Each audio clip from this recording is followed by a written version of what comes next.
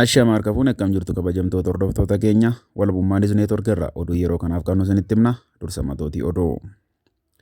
Balaa lolaa magaalaa Finfinnee mudateen lubbuun namootaa darbeera. Jiraattonni godina Gujii hidhattoonni waboo iddoowwan tokko tokko to'achuu himaniiru. Haakiyaandii Echileemaa dorgommii pirezidaantummaa Zaambiyaa injifatanii. Oduu yeroo kanaaf qabnu waliin kan isin waliin turu ani Galgaloo Tufaati. Amma oduu bal'inaan. Balaa lolaa magaalaa Finfinnee mudateen lubbuun namootaa darbeera.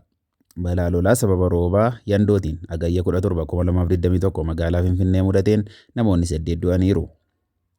Lolaa kibxata waaree booda Finfinneetti mudateen seminaarii Makaana Yesuusii mooraa kolleejjii manaajimentii fi gaggeessummaa keessatti lubbuun namoota 8 darbuu fi isaan keessaa namoonni 5 miseensota maatii tokko ta'uun beekameera. Bokkaa cimaa cabbii makatee magaalaa Finfinneetti roobe kanaan laggi makkanniisaa guutee dambali'uun mooraa seminaarii Makaana Yesuus seenuun manichatti balaa guddaa geessisee jira. Seminaarichatti itti gaafatamaan seeraa fi miidiyaa obbo Aseer Seifuu akka himanitti lolaan kun galgala naannoo sa'a 10tti mooraa seminaarichaatti cabsee seeneera. Balaa kanaanis namoota mooraa sana keessa jiraachaa turan keessa lubbuun namoota 8 darbuu ibsaniiru. Namoonni lubbuun darbe kunneenis mana keessa wayita turanitti lolaan kun akka tasaa cabsee waan itti seeneef jecha keessaa ba'uu hin dandeenye jedhani.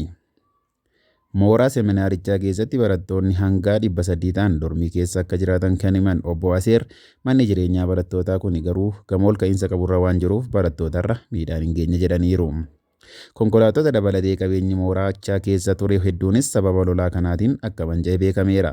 Moorichatti ganna balaan lolaa kan mudatu ta'us inni kaleessaa garuu isa olaanaa fi lubbuu namaa galaafate ta'uun kan jalqaba akka ta'es himameera.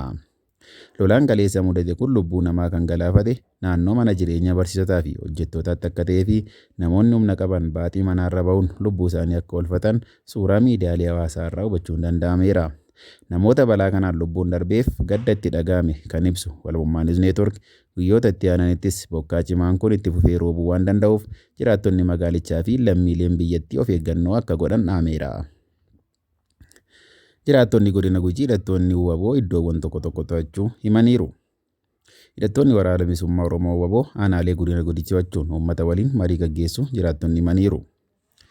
Dhuma torbaan darbee irraa jalqabee godina Gujii aanaalee Gumii Eldaalloo fi Liibaan keessatti waboon uummata waliin marii gaggeessuu hojjettoonni mootummaa aanaalee kana keessaa baqatanii bahan BBC'tti himaniiru. Ogeeyyiin fayyaa lama aanaa Gumii Eldaalloo ganda bulbul keessatti hojjechaa turan torban darbee humnoonni mootummaa naannoo sanaa bahuu hordofee hidhattoonni waboo naannicha to'achuun Hagayya 13 2021 darbe uummata koraaf yaamanii uummannis bahee isaan simateera jedhaniiru.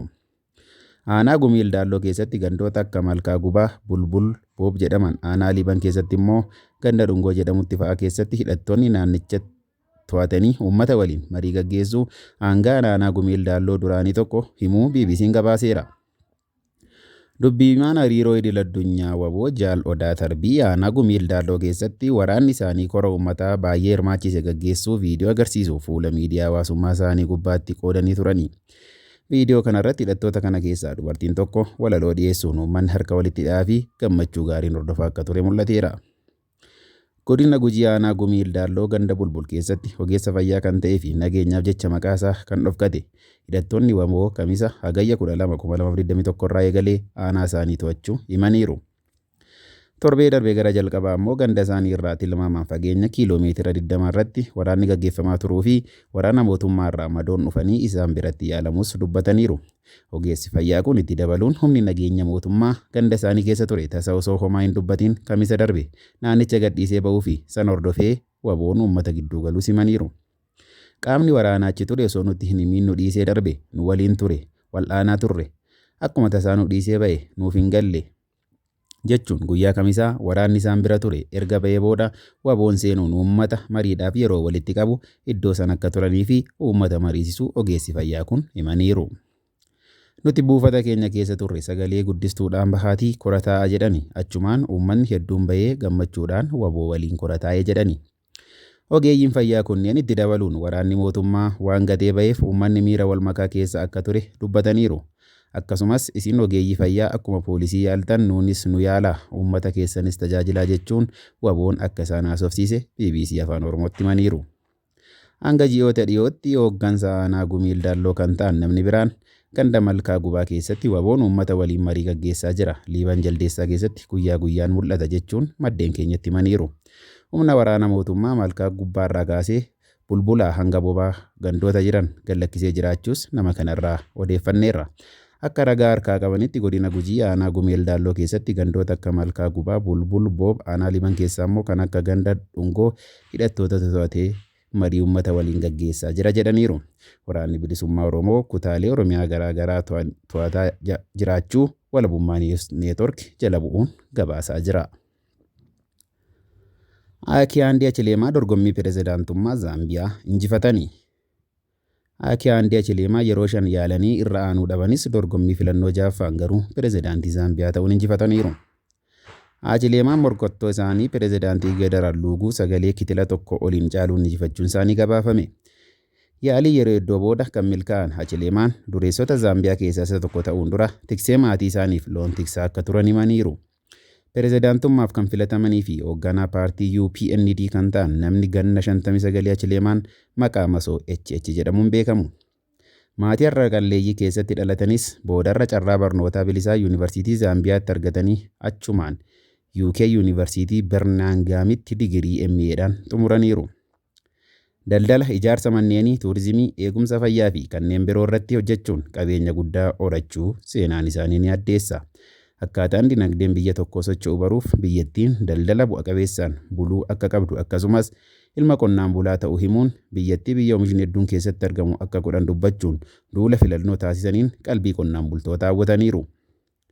Garuu milkaa'ina isaaniif gahee guddaa kan qabu dandeettii Achileemaan dargaggoota waliin hariiroo uumuu irratti qaban ta'uu mala jedhameera.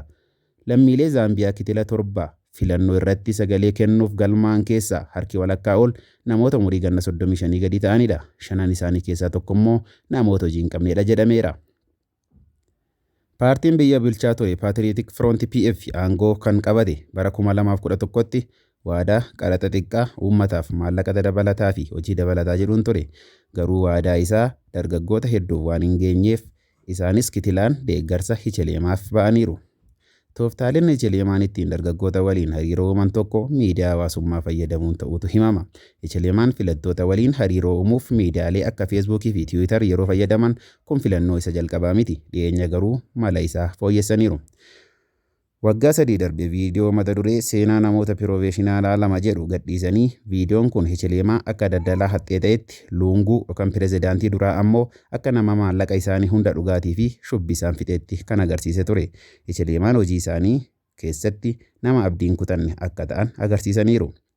Yeroo 5 filannoo irratti injifatamuu isaanii dabalatee siyaasa keessa galuu isaanii booda yeroo 15 akka hidhamanii turan irra deddeebiin haasa'aniiru. Bara 2016tti konkolaataa pirezidaantiif karaa waan hin kennineef himata biyya ganuun himatamanii to'annoo jala oolan. Mana hidhaa eegumsa olaanaa keessa ji'a 4 erga turanii booda bilisaan gadhiifamanii turani. Haasaa injifannoo isaanii booda taasisaniin hin yaadda'iin homaan taatu miidhaan sirra ga'u yookaan gaazii nama boosisu kan sitti dhukaasu hin jiru jedhaniiru. Kana dura akka hoogganaa mormituutti miidhaan akkanaa isaanirra ga'ee ture. Achileemaan dafanii hojiitti seenuu barbaadaniiru. Biyyattii hojii dhabeessummaa dabalatee jireenyi hedduu qaalii ta'aa jira. Liqaan doolaaraa biliyoona 12 biyyattii irra jiraachuun beekamaadha. Waggaa darbe Zaambiyaan dhala liqii kaffaluu dadhabuun biyya Afrikaa jalqabaa yeroo weerara kooroonaa vaayirasii liqii irratti hirkattee taate. Liqii kana kanfaluufis rakkataa jirti. Beekamtiin Achileemaan amma qaban rakkoo biyyattiin qabdu furuu yoo hin eegalu ta'e ariitiin kufaa adeemuu malu jechuun xiinxaltoonni siyaas-dinagdee tokko yaada isaanii miidiyaalee idil addunyaatiif kennaa jiru. Egaan kabajamtoota hordoftoota keenya oduu yeroo kanaaf qabnu isaan gammaa ture. Walabummaa newsnetwork waliin turtii gaarii jenna.